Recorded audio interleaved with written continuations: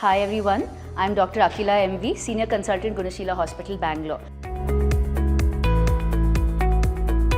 In this day and age where we are all hustling in our day-to-day fast-paced life, we come across stress in all aspects. There is no escaping from stress, so we only have to learn ways to cope with stress.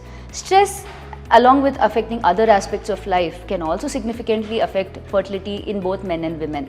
When individuals experience high levels of stress, the body releases hormones such as cortisol and adrenaline, which can disrupt the delicate hormonal balance necessary for reproduction. For women, this disruption can lead to irregular menstrual cycles, affecting ovulation and reducing the chances of conception. Among men, stress can lead to lower testosterone levels and affect sperm production and quality. Additionally, stress can also influence lifestyle choices like excessive stress eating, abnormal diet, and low exercise. Moreover, the emotional toll of infertility itself can create a vicious cycle of anxiety about conception, which increases stress further on, making it even more difficult to conceive.